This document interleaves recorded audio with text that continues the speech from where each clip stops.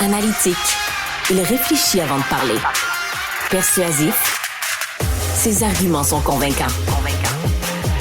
Alexandre Morin-Villouellette.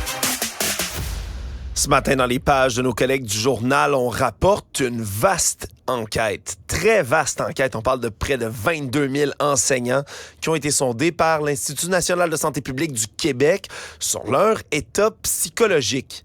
Et ce qui en ressort, c'est que 57 % des employés des écoles primaires et secondaires vivent avec un niveau de détresse psychologique qui est important. Ça a presque triplé en 12 ans. Puis ça concerne beaucoup de personnel scolaire partout au travers de la province. Pour en parler avec nous, Annie Charland, présidente du secteur scolaire de la Fédération des employés du service public de la CSN. Bonjour, Madame Charland. Bonjour, M. Morinville. Vous regroupez, entre autres, beaucoup d'employés de soutien scolaire au Québec. Peut-être juste nous rappeler, en commençant, le personnel de soutien scolaire, c'est qui, ça? Bien, le personnel de soutien, c'est 80 classes d'emploi que l'on retrouve là, dans 4 grandes catégories. Il y a l'administratif, qu'on voit les secrétaires d'école, les techniciens d'administration, l'informatique. Il y a le manuel, où on retrouve nos concierges, nos ouvriers spécialisés comme les plombiers, électriciens. Il y a l'adaptation scolaire, où l'on retrouve les techniciens dans l'éducation spécialisée, les techniciens de braille, interprètes, les préposés. Et il y a également les services de garde. Donc, tout ce monde-là, évidemment, sont en contact ou pas avec les élèves, avec les étudiants, puis vivent eux aussi des niveaux de détresse qui sont là, à peine moins élevés que ceux qui sont sondés pour les enseignants, entre autres, dans cette étude-là. Est-ce que c'est des résultats qui vous étonnent, Mme Charland, avec les échos que vous avez sur le terrain? Oh, ça ne nous étonne pas du tout parce que nous-mêmes, on avait fait faire un sondage et oui, les chiffres étaient là, vraiment catastrophiques, comme de quoi que nos gens vivent la détresse. Là. Parce qu'on vit beaucoup...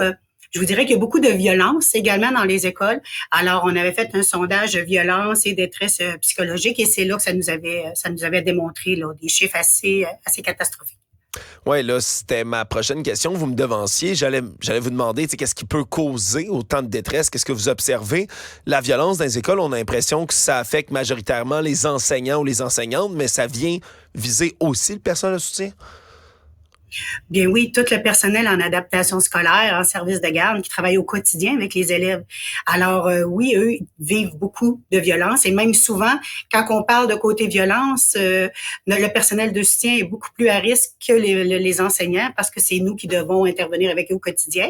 Mais où est-ce qu'on trouve aussi la détresse psychologique? On le découvre aussi en surcharge de travail. Tout notre personnel administratif est vraiment là, surchargé.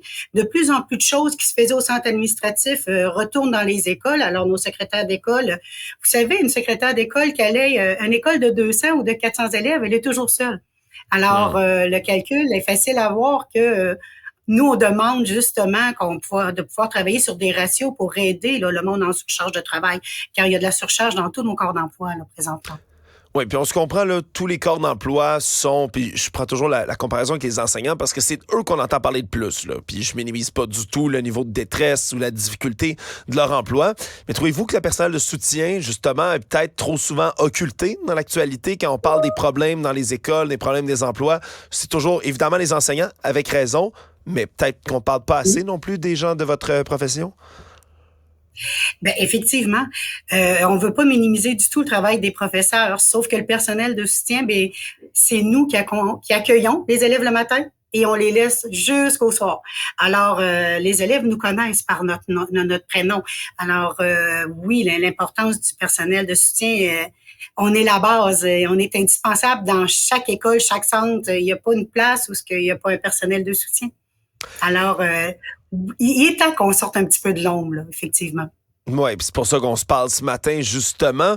Il y a un des chercheurs importants de l'étude, entre autres de l'INSPQ, qui, lui, juge que la réforme scolaire qui s'en vient, que le projet de loi 23 du ministre Bernard Drainville, va venir accroître, au lieu de diminuer, la détresse psychologique du personnel scolaire. Est-ce que c'est une opinion que vous partagez, vous, à l'aube de ce nouveau projet de loi, Mme Charland? Oui. Oui, on a vu, quand on a eu dans le temps, je ne sais pas si vous vous souvenez du PL 40, quand on a changé nos commissions scolaires pour des centres de services scolaires.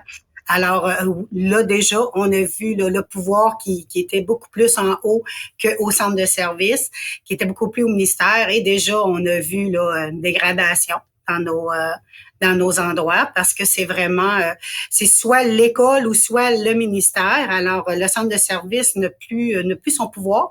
Et puis là, avec qu'est-ce que M. Drainville veut faire, ben ça va juste accentuer. Alors oui, c'est inquiétant.